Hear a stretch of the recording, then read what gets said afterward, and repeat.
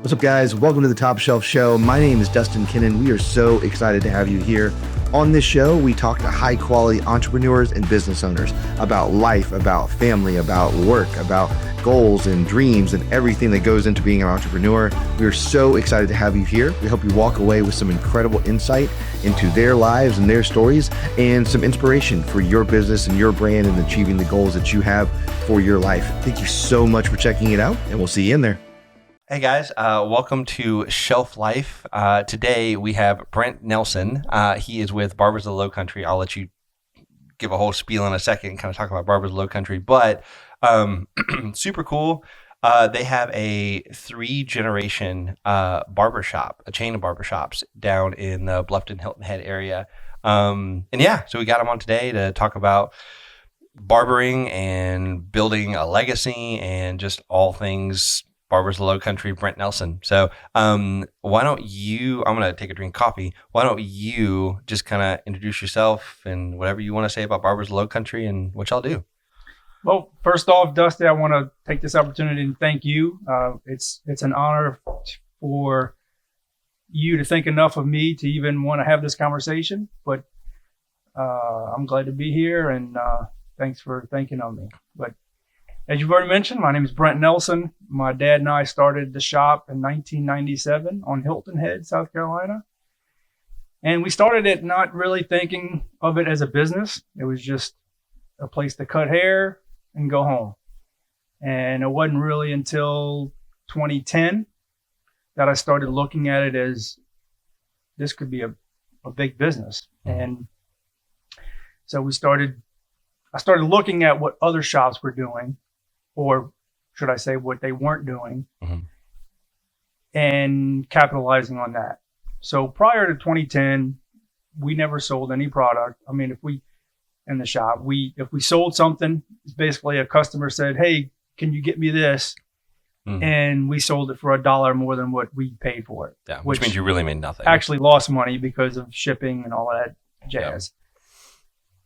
Yeah. And then the second thing, barbershops back then weren't doing straight razor shaves. And that's like it was a lost art. Really, the reason why barbers stopped doing it was the AIDS epidemic in the 70s and early 80s, because they were just afraid. So all barbers pretty much just said, "Oh, it's illegal," when it's actually not illegal in any state. But there are certain health specifications that you got to follow to do them. Sure. So to sum it up, barbers would just say it was illegal. That way they didn't have to explain. Was it just not worth the trouble for them to take those steps? Well, it was because they were, initially they were, AIDS was, you thought you could get it just by touching someone that had AIDS. They didn't know anything about it, and so it was just easier and safer to just not do it. Yep. So that's really when straight razor shaves kind of got out of the barbershop, as a service. And then, come fast forward to 2010, they've really gotten a grip in the health field with AIDS and things like that. And it wasn't such a fear factor. But still a lot of barbershops weren't doing it. A lot of big cities, you could maybe find a shop that was doing shaves, but definitely not where we were. So I went to my dad and I said, "Hey, let's just start by shaving around the ears and neck," because we weren't even doing that. Yeah. And so we started doing that, and we started getting people to come to us because they heard that we did that and they missed it. And I was like, you know what? Let's start selling product, starting with a shave line, and really push our straight razor shaves. So we started doing that, and we actually started advertising and marketing for the first time. I bought this book, Guerrilla Marketing. Nice. I read that book and started seeing some ways that we could advertise and market that didn't cost a lot of money, because we didn't have money back then. And So we started doing it, and lo and behold, we started getting more business, and the product was falling off the shelf without very little effort on our part selling it. Mm-hmm. And all we did was just educate our customers of the product, and there was no other place around that they could get what we were selling. Yeah. So little by little, we started bringing in more product line to service what we thought was a lacking area of products that were being available in the barbershop. It was like a hole in the market. Right. So we started doing that, and one of my customers was a business coach, and we started talking, and he invited me for a session, and I'm like, man, I think I could really, get something out of this, and I as I mentioned before, I like to read books. Mostly business books. I'm not one typical that's going to read a novel. Yeah. Because I want to learn something. If I'm going to take the time to read, I want to learn something. I had to get better about that because everything growing up was all like dragons and magic and fantasy and stuff. And I've had to like kind of make the switch to like, no, we're going to learn about like business management. Like that's something we need to learn about right now, Right. Yep. So in a lot of the books that I read was like, okay, you need to find a mentor. Mm-hmm. I'm like, okay, how do you do that? There's no classified ad, here I'm a mentor. Yeah. And so I started with a business coach, and to me that was my mentor at the time. And we really didn't have the money for it. It was not cheap, but the information and the level of thinking about a business versus working in a business. Mm-hmm. It was worth every penny that I spent. Yeah. And it got me to a point to change some of the aspects of my business, change the way I thought about business, looked at numbers, and it turns out I'm a numbers guy. I really enjoy that part of the business because with numbers you can see what areas you need to focus on. Yeah, they're very black and white. If you don't know where you're at, you can't know where you're going. Yeah. So that's what really started the transition of us having just a barbershop to an actual business. Mm-hmm. And it wasn't until I made the conscious decision of actually not cutting hair on a Wednesday to actually work on my business, paperwork, planning, strategizing, that I realized that's when I actually have a business. Yeah. Because if you have to be there, then it's not a business, it's a job. Mm-hmm. And so many people go out and spend tons of money starting their own business, and if they're not there, they're not making money. Yeah. Well, you just paid for an expensive job, basically, is what it is. Yeah. Now, if you have a plan to get yourself to a point that one day you don't have to be there in order to generate revenue, then that's an investment that you're making toward your business. And but that's when it becomes a business. Yeah. Well, okay. So the two big things there that I want to hone in on. So the one, 100%, the shift from like seeing it as a job to like seeing it as a business to grow. I think that's huge. You said that was about 2010 was when it was kind of like that shift of like, hey, this isn't just a job that me and my dad have together. This is like, hey, this is something that we really could build.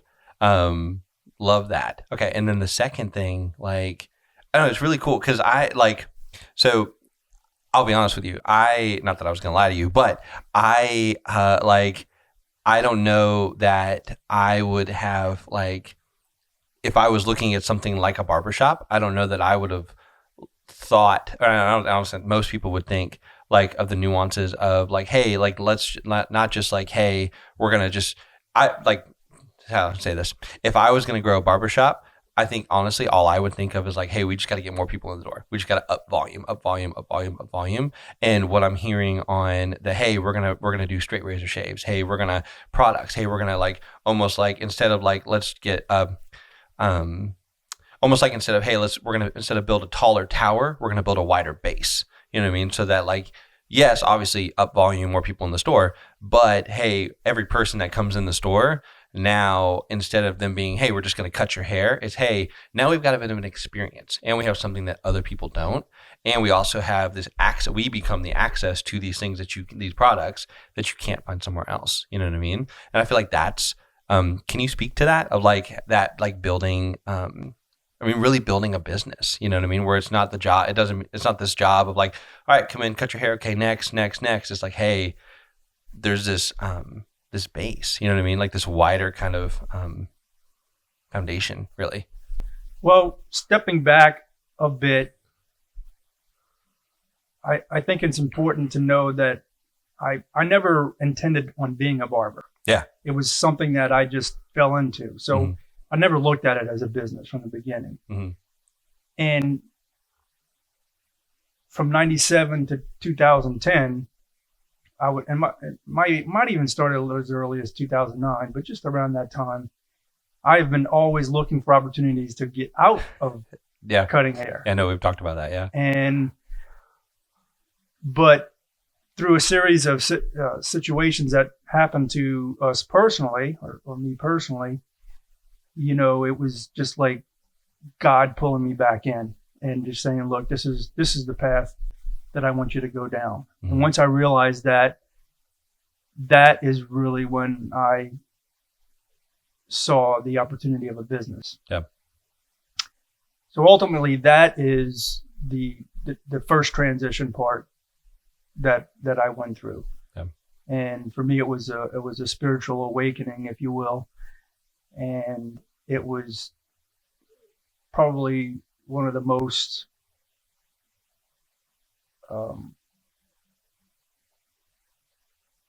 impactful things in my life that I can remember, where it wasn't like I heard God audibly say anything. It was just, I don't know, it's hard to explain. Yeah. I guess if you're not a spiritual person, you may never experience that. But for me, I did. And I'm glad I did, because it totally changed my life.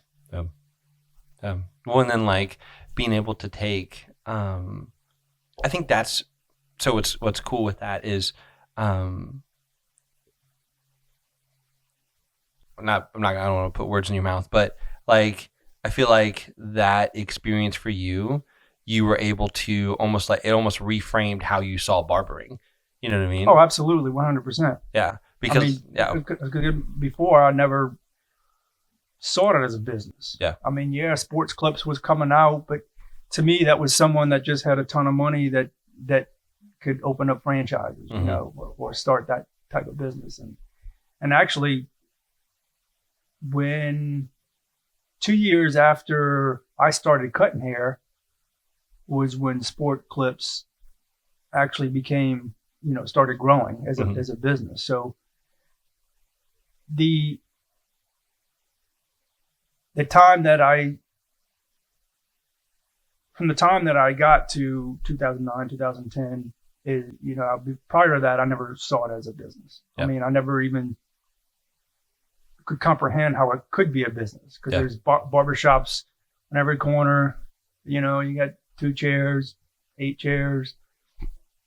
It wasn't really a cool thing to be a barber. Yeah. Really, until the movie Barbershop came out. Yeah. That's when it became a cool thing. Yeah. But we live in a very small populated area, so it just took a little bit longer to get to where we are. But now it's, now it's a cool thing to be a barber. Yeah. Well, and then kind of the other part of kind of pulling from what you were initially saying, where part of it was like seeing it as a business and not just a job, which I know I feel like I definitely had to go through that process of like, hey, it's not just for Top Shelf. It's not just like, hey, I'm going to show up and I'm going to do this branding or do these photos or this website or this whatever. But it's like, hey, like this is a thing for me to be able to actually build and actually have like a business from it. And it's not just this like, oh, hey, like I'm going to go do this thing I enjoy doing and helping people and they're going to pay me money to do it, So that shift is huge. But then the other side of it, like, what's it been like to be able to like, so this is going to get a little personal for a second. What's it like for you to be able to build it Like, because it's not even just you, right? It's first off, it's you and your dad being able to build it, and then like now Anthony, your son, is involved in it as well. Like, what's it like to be able to have this business really that like you got to build it with your dad, but then also now bringing your son into it in this like 3 generational thing? What's that like?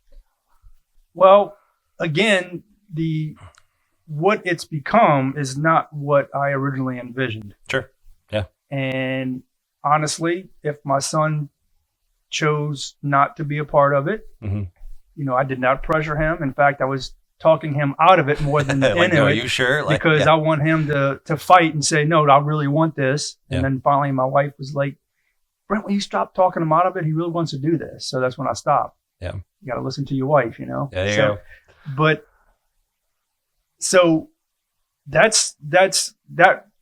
changed gears as far as what I was intending on doing, because basically I intended to build it to a point and sell it. Sure. Now I building it, for my employees and for my son. Yeah. So. Okay. Go ahead. No, I got a question, but I'll yeah. Yeah. So the way I've developed my business is or the vision that I have for my business came about from when I worked as a barber in someone else's shop. The opportunities I did not have. Yeah. The feeling of feeling like stuck. Yeah. When your schedule's booked and you have no choice, no authority of raising prices or bringing on new services, or just really not having a career path of growing. Just have a job. Yeah. So some of the decisions and choices I've made came out of that experience. The fact that we have a school now came out of the fact that when we started growing, every interview we had, my dad and I had to finish the haircut because they just didn't know what they were doing. Yeah. I'm like, this is ridiculous. They got a barber's license and they can't do a simple haircut, or it was not to our standard. Yeah. So we started the barber school out of that. And then the opportunities that I'm setting up for my employees who've invested their time into our business is something that I never had working with somebody else. I mean, when I worked for somebody else, there was never an opportunity for me to own part of that company. Yeah. We're providing that for our employees. So full circle here, right? Like, it's really cool hearing you talk about how you and your dad started, right? And really even not just you and how you and your dad started, but like your like perception of the job, like of barbering, but also the shop, right? Like of, hey, it was just this job. It was just this thing that you and your dad were doing, whatever, right? And then now almost full circle, and not that you're done building Barbers Low Country. Obviously you guys are still going to grow and still do great things, but it's really cool seeing almost like the full circle of like, hearing you talk about your perception of it at the beginning. It's just a job. There's no, and you were even looking to get out of the job. Like you wanted to go do something else, but hey, it was just a job. There's no ability to move up. There's no ability to build something. There's no ability to have really this thing you can build for yourself. You're kind of just stuck behind a chair cutting hair for somebody else. You know what I mean? But now being able to build Barber, that's really cool. Being able, like hearing you, like what you're wanting to build, what you guys are building with Barbers of the Low Country, where, hey, I know how it felt to be quote unquote that person working for somebody else. And I want a different experience for our people. I want our people to be able to have the ability to have ownership in this company and actual ownership in the company. It's not just like, we're a family and we're going to do this all together. It's like, no, hey, like, come be a part of this thing, come own a piece of this, come build something. Like, I want to give you the pathway, the vehicle to own something for yourself. You know what I mean? And then just the empowerment aspect of like, hey, like before we get to you owning a piece of Barbers of the Low Country, we just want to make sure you have a really great education. Like, we want to make sure that you are really, really just skilled in this industry, in this art, right? Mm-hmm. So whether obviously, yes, if you're really good, stay here, work for us. But even if they take that education from the school and they go do their own shop or they go do whatever, like empower. So it's almost like empowering them on the front end of like, hey, you like when you go through barber school, we want to make sure you have a great experience and you learn and you're talented and you're like really well equipped. But then even on the quote unquote back end of that, right? After you're equipped and you're talented and you have the experience, now we want to give you a pathway to ownership and a pathway to like having something, like being able to actually be an owner in this thing that you're building versus just quote like cutting hair for somebody else. That's Right. awesome. Yeah. Okay. So how much so the full circle aspect of it, or the first full circle kind of putting all the pieces together.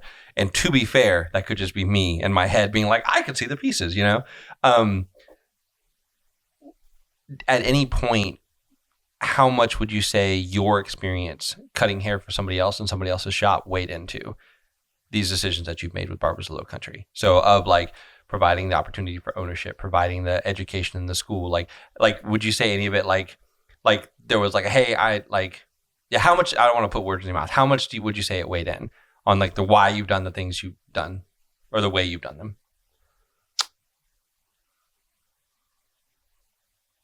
I would say, And if it didn't, that's totally fine. It might have been a subconscious thing. no, it played a huge role. Yeah. Because the fact that the experience I had working for someone else was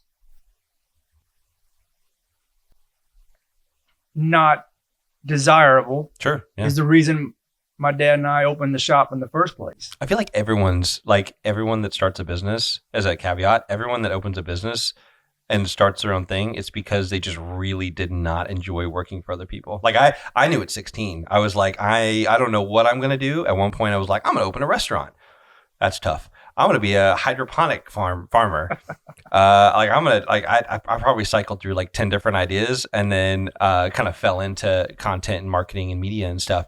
But like, I feel like that's everybody that starts a business is they just have an awful experience working for other people and they want to make it better. Sorry, that was just yeah. Well, I wasn't even wanting to make barbering better. I just wanted my life to be better. Yeah. I mean, I missed my 10th year high school reunion because my boss wouldn't let me go because I had just like a month before had gone on another weekend trip where I took off a Friday or a Saturday, Sure. which were the two busiest days in the barbershop. Yeah. And the ignorance of me knowing the position that I legally had, Mm-hmm. because I was a self-employed barber in the shop. Yeah. I technically could have gone. You were just like a contract employee, right? I had to pay my own taxes, but I didn't know that back then. I figured, he owned the shop and he gave me an opportunity to cut there. And, he said, I can't go. I can't go. Yeah. Well, legally, he didn't have the right to do that. Yeah. But, now, if I would have done it anyway, he could have easily said, hey, we now renting your chair out to somebody else. Yeah. So, but anyway, owning a business, you learn a lot about laws and stuff that you probably don't really care to know, but you have to know. Yeah. So, and I really forgot where I was going with that, but, so that was the reason. It was things like that caused my dad and I to open up the shop in the first place. And in fact, I was fed up. I was going to do it on my own. Open the shop by yourself? Yeah. And because my dad was perfectly content being there. Yeah. And it was because of a particular situation that happened to him while I was looking for a place that he came to me and said, I'm in. Okay, Brent, I'm coming with you. Yeah. And then, so that's really how it came about us doing it together. Yeah. But really I was on my path of doing it on my own. Yeah. What's that been like? So being able to build, cause I mean, I'm not at this point yet. I'll be 32 later this year. So like, I'm not anywhere close to like retiring and all that. I got a lot longer to go. But what's that like to be, cause I mean, anytime you start a business, right now, obviously some businesses are riskier than others for sure. Right.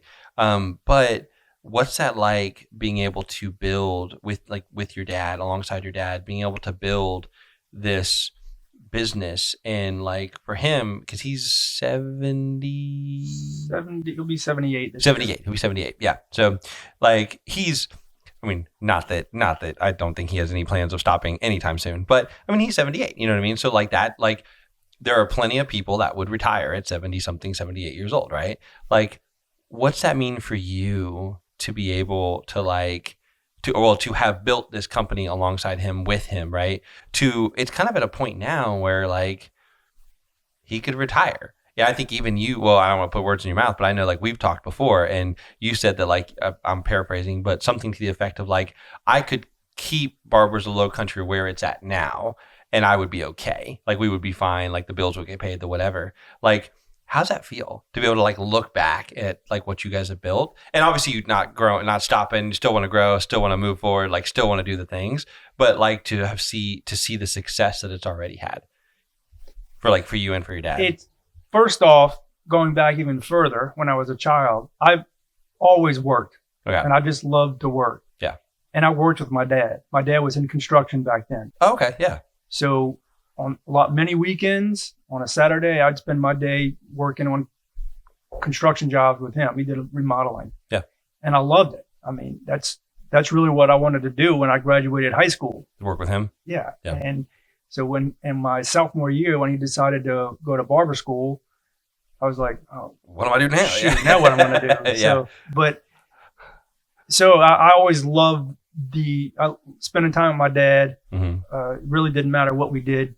Your dad's a fun guy to be around. That. Yes, he's awesome. And even though I was going to open up the barbershop on my own, you talk about risk and being scared, taking certain risks. It definitely was less stressful knowing that he was on board now. Yeah. Because two heads are better than one. Sure. Now we got two people's income to contribute toward cash flow and expenses and things like that.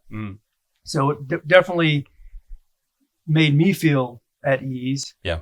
And so I was glad he came on board. But as far as actually running and operating a business, my dad really has no interest in that. Like back when he was in construction, he was great at what he did. Sure.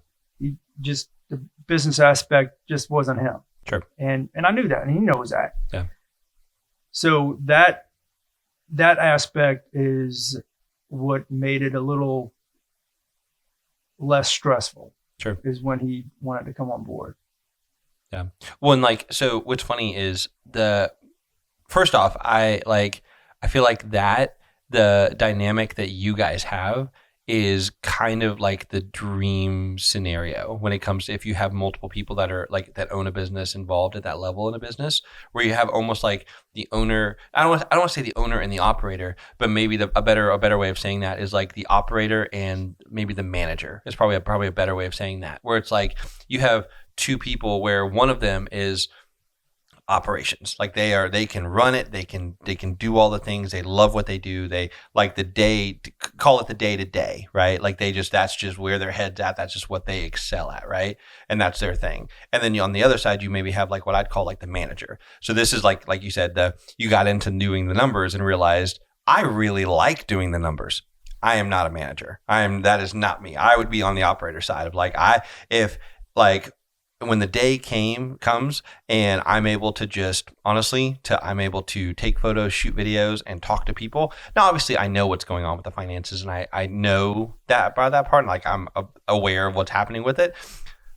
But if like my day in, day out is like shooting and talking to people, yes, that's where I want to be. You know what I mean? So anyway, all that to say, I feel like that's just such a powerhouse like combination when you have the two owners and like they know kind of like they know their lane. What their role is. Exactly. Yeah. When they know that like, hey, this is what I do. This is what I do really well. This is what they do. This is what they do really well. And it's almost like a symbiotic relationship. You know what I mean? It's actually perfect for us because it's not like I don't go to him for advice. I ask him questions. What do you think about this? And sometimes he has his input. Sure. And sometimes he's like, I don't know, whatever you think. Yeah. And because I'll tell you this, if both of us were like me, we would not be working together. Yeah, sure. Well, and honestly, I mean, I think it's fair to say that if both of you were like him, Barbers Low Country probably wouldn't be where it's at. Right. And that's not a bad thing at all. That's something, honestly, I've had to learn because, like, right now it's just me with Top Shelf, right? So it's like, I'm the operator. I'm not the manager. You know what I mean? Like, my natural default is operator, not manager. So it's like I'm having to be a manager in some capacities because it just has to get done, right? But that's something for me of like one day, whether it's it's a partner or it's hiring someone or it's whatever, like I know that at some point, in order to get Top Shelf where I want it to be, I'm going to have a manager. I'm going to have somebody who... No, but that's huge as a business owner to get to that point. Of hiring the person, you mean? Well, no, to understand what your strengths are. Yeah. Because a lot of business owners don't know what their strengths are. That's why they continue to do everything themselves. Yeah. They're not working towards setting up someone to be their CFO or whatever. So they're constantly doing everything themselves. Yeah. And doing half of it really well and the other half. And then therefore that's why they're stuck in an expensive job. Yeah. You know what the pivot for me was? What? Business coach. Oh my gosh. What's really funny. So we had somebody else on a previous episode, Chris Breen, and that was like half of our conversation was literally just coaching and like the importance of it. And I feel like that is something that is probably going to come up. I feel like it almost might be in every episode thing of like some trace amount of it, because it's just such if there was one like universal truth for like business owners, for brand leaders to like get and like take away, is you need a coach. Like you need somebody sitting on the sidelines who is like, they're not in the business. They're not in the game, so to speak. Emotionally involved. Exactly. And that's the other thing too. Oh my gosh. The amount of times like my coach will say, like, I'm like, oh, we need to do this, or we need to do whatever. And for me, it's half emotion. You know what I mean? Like this, like we were talking before we started the show, of like the studio and being able to be here. Right. And like having a space to operate out of, whatever. Financially, it did make sense because I was able to get a good rate on the space that I'm in and whatever. But half of it was emotion of being able to like having a studio, like having a spot where like I can like, oh yeah, just come to the studio and we can shoot. You know what I mean? Like having like half of it was an emotional argument for me, or emotional argument, an emotional like goal that I had of like, hey, I gotta have a studio. And I feel like that's something that's like really common with creatives, is like they gotta have a studio, like if you're operating out of your house, it's like, oh, you haven't really made it till you have a studio, you know? And it's like, yeah, I mean, like, I'm not saying that's true. I'm saying like that's the mindset that people have, you know?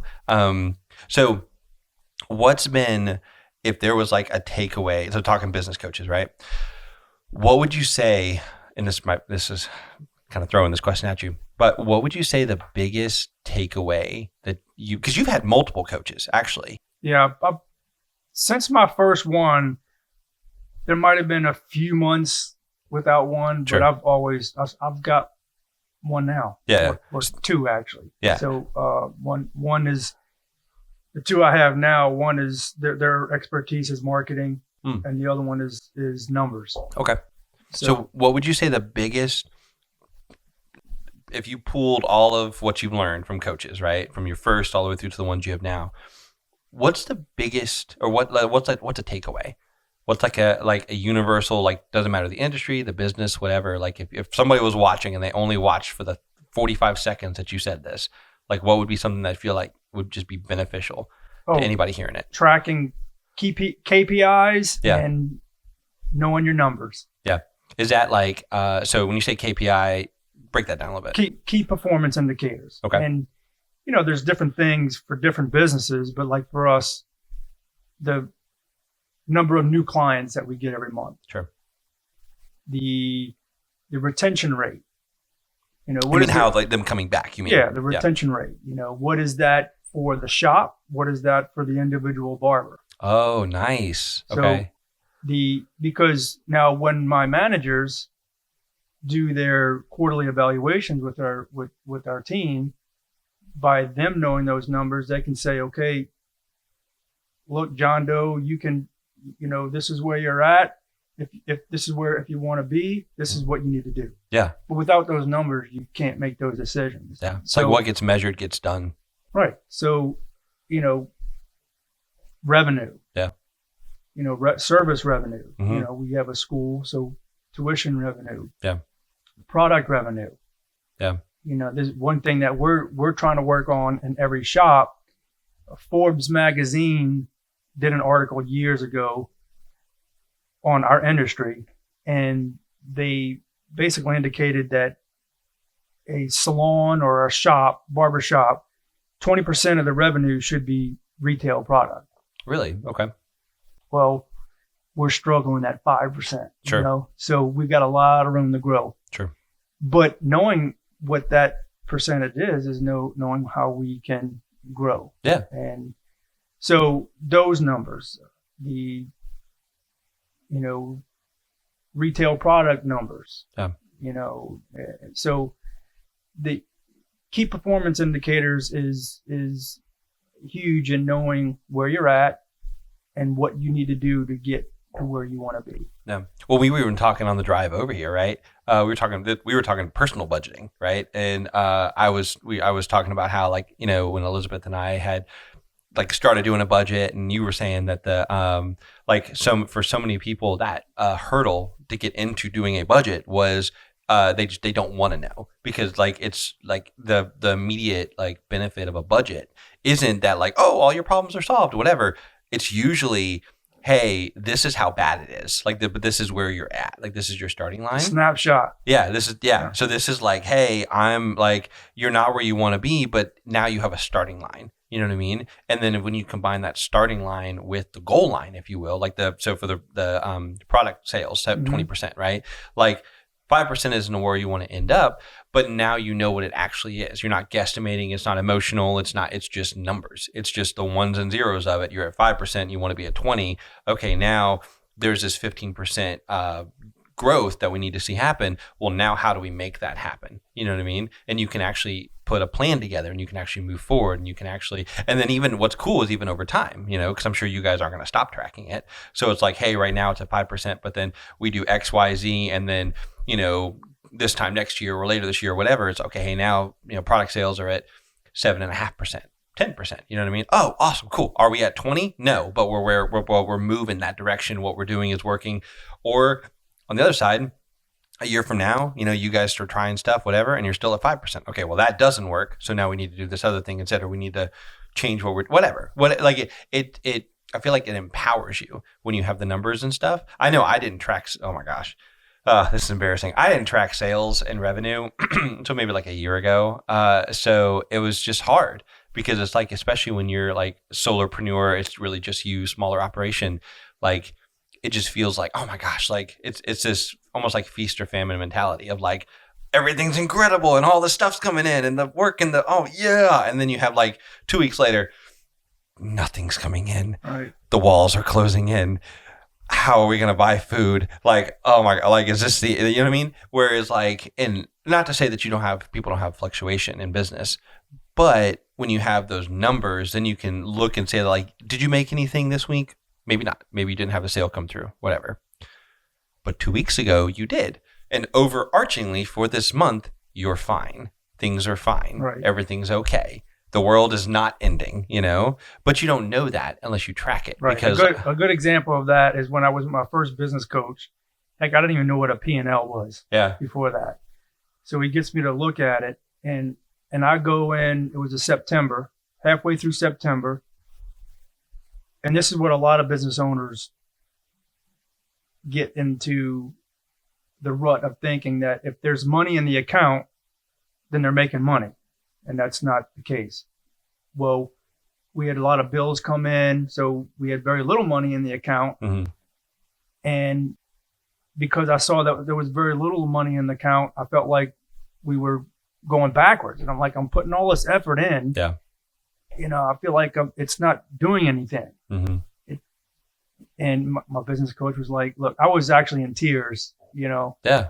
At that meeting, because it's like, I'm putting all this work in. No other barbers doing this, and I'm, and they seem to be doing fine without it. And he said, look, let's take a step back. Let's look at the numbers and see where you're at. Yeah. And the next week I met with them toward the end of the month, that September that year actually ended up being the most profitable month of the year. Yeah. And I was freaking out because of what I saw in my checking account. Yeah. And so that lesson taught me a lot, how important numbers are. And you don't make emotional decisions based on what you think you have in your account. Like how you're feeling at the moment. You make decisions, and then they don't have to become emotional. You make decisions based on the numbers that you see. Yeah. Yeah. And then since then, with the coaches I have now, they've gotten me actually thinking not just on budgeting and tracking numbers, but to actually forecasting. Because you don't have the same expenses every month. Yeah. So a lot of people do a budget, and that's a great way to start. They take all their expenses from last year and divide it by 12. Mm-hmm. And that's what this is.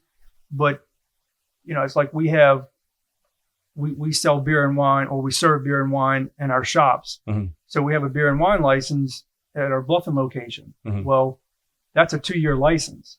So I don't have to expense that this year. Well, actually I do this year because that's when it comes out. But next year I don't have to expense that. So when I forecast in February of 26, that line item's not there because, I don't have to expense it. Mm-hmm. So when you start planning your business and that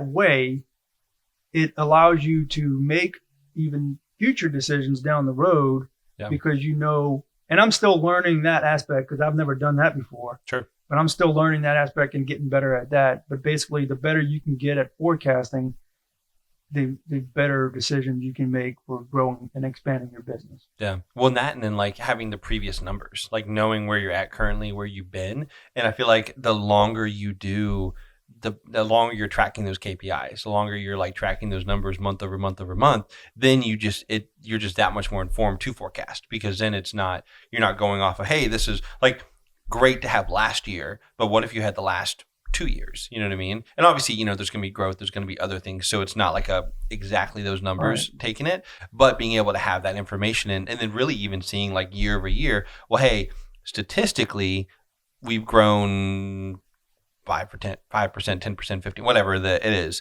So it's like, and being able to show that year over year over year, you just become that much more informed. Yeah, no, that's killer. And another good example is, so when we first opened our second location, mm-hmm. the P&L was one P&L. Oh, for the whole organization? Right. Yeah. And, so for the first 2 years in Beaufort, we thought we were making money. We weren't. No. Yeah. We weren't making money because Bluffton was doing so well that we were using profits from Bluffton to sustain Beaufort, which, when you open any business, sure, it takes several years before you generate positive cash flow anyway. Sure.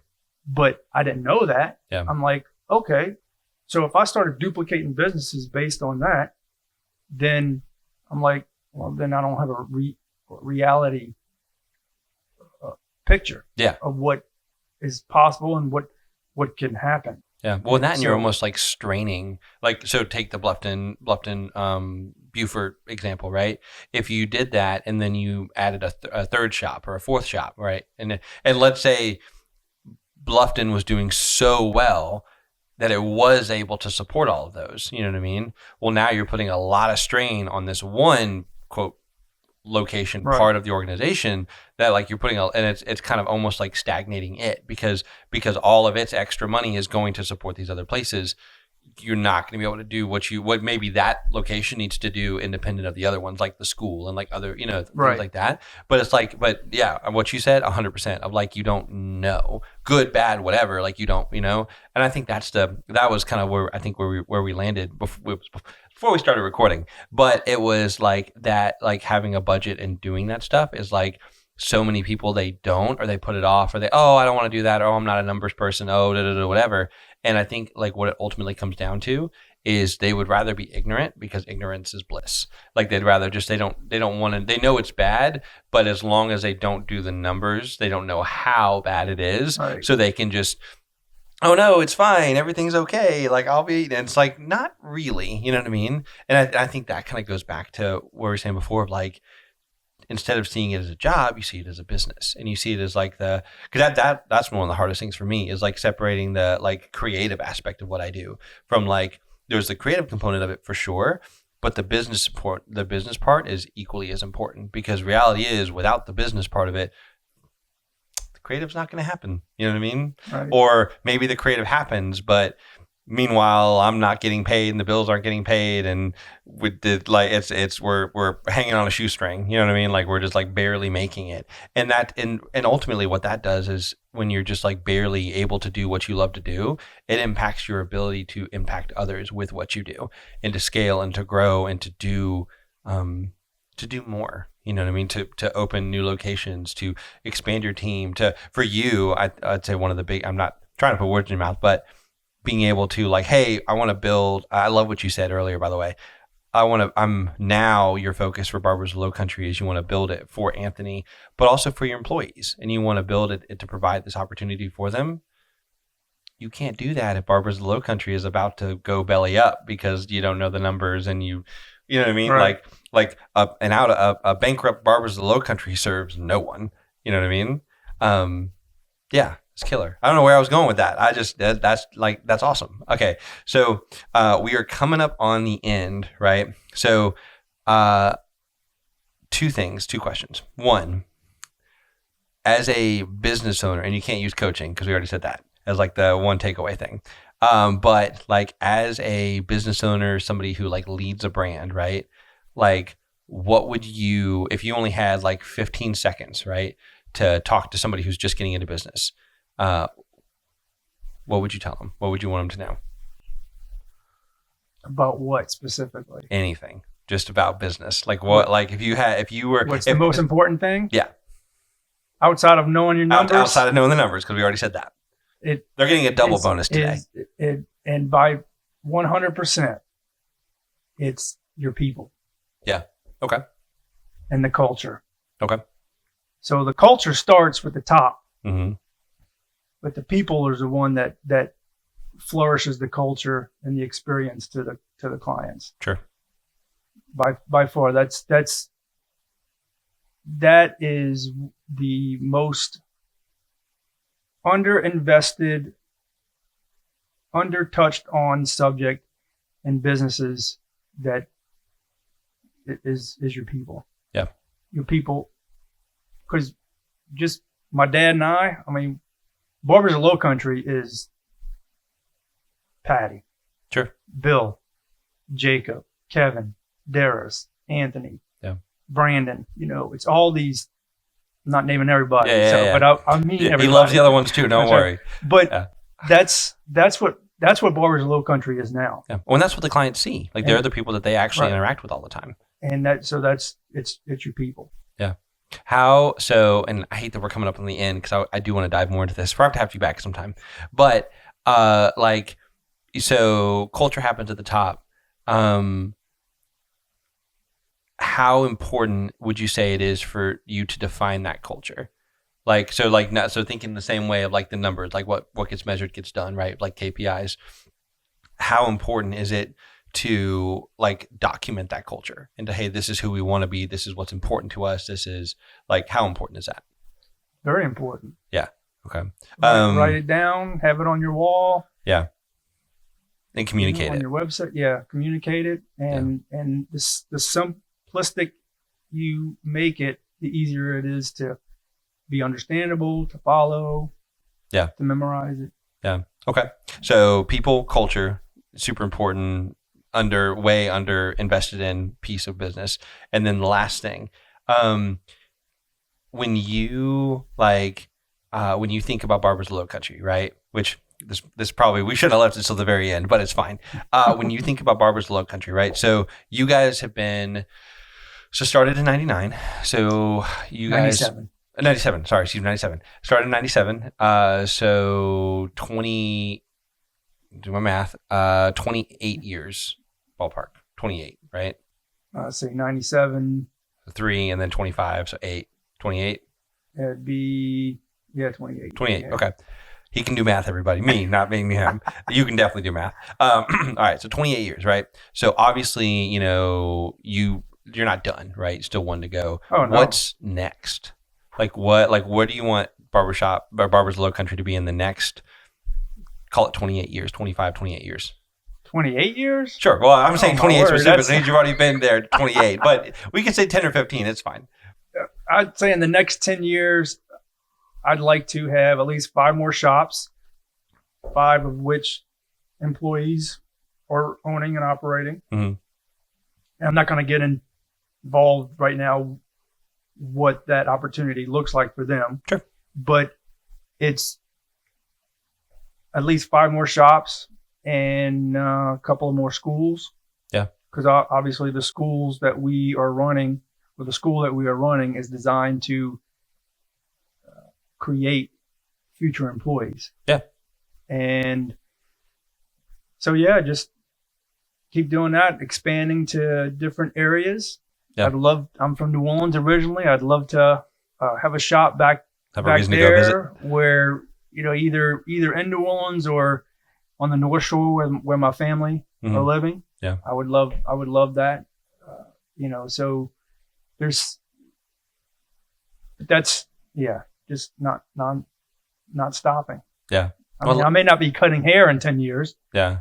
But well, that's the thing is, if you have 8, you have 3 shops now, you add 5 more, so 8, right?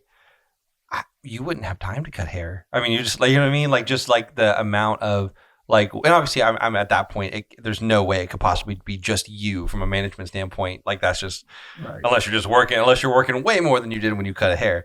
But yeah, you got 8 shops. You can't be cutting hair. You have there's going to be too much that's going to need to get done, and which is a good thing, Yeah. Okay. So wanting to grow more shops, more schools, and kind of what I'm hearing with that is more shops, more schools, and really with the shops wanting to be employee owned, and then with the shops or the schools, wanting to make those where you're able to empower people with the skill set, with a very useful, very versatile skill set. Basically you want to get bigger so you can impact more people. Right. Yeah, I love that. Well, and the thing is what's so cool is almost again, another full circle moment. There's no way that you would have gotten to where you're at now, and there's no way that you are going to get where you want to be without that business aspect, without knowing your numbers, without knowing the business component of it. Yeah, that's killer. Any last thing you want to say? Because otherwise I don't want to end it on me rambling, No, I thank you for this opportunity. I love talking about business, and maybe in another episode, we'll have you back for sure. Yeah. The struggles that I've had through business that I've had to overcome. But ultimately, I give God all the glory for my success. Yeah. Well, and then if people want to find out more about Barbers of the Low Country, or if they're going down in the Bluffton Hilton Head area and they need a good haircut or a trim or shave, where can they find out more about Barbers of the Low Country? Where can they find you guys? barbersoftheLowCountry.com. Awesome. And then what on social media? Social media is Barbers Low Country, or let's see, the Bluffton Facebook is, shoot, I don't even know. We will get that information and we will put that on the screen. That, that's when you got a good business, when you got other people running that stuff and you don't even you don't even know what the handle is. That's right. You made it. We will put all that information up on the screen. But we've got a location, or that you guys have a location in Bluffton, in Beaufort, and in Pooler, Georgia. Correct. So we'll put the relevant handles and such up on the screen. But guys, thank you for tuning in for Shelf Talk or Shelf Life. We're still working on the name, but we'll have the graphics so you'll know what it is. But thank you guys for listening in. Brent, thanks for being here. Always love getting to talk to you about business and life and things. And we'll see you guys next time. Thanks. For having me. Hey guys, thank you so much for checking out the Top Shelf Show. We hope that you walk away feeling inspired by the stories, by the lessons that these entrepreneurs, these business owners have learned and that they shared with us in this episode. We want to congratulate you in advance on the success that you're about to have in your own business, and we cannot wait to hear from you one day and possibly have you on the show. So be sure to check out the next episode, and as always, you can reach us on all of our social media platforms here. And thank you guys. We'll see you next time.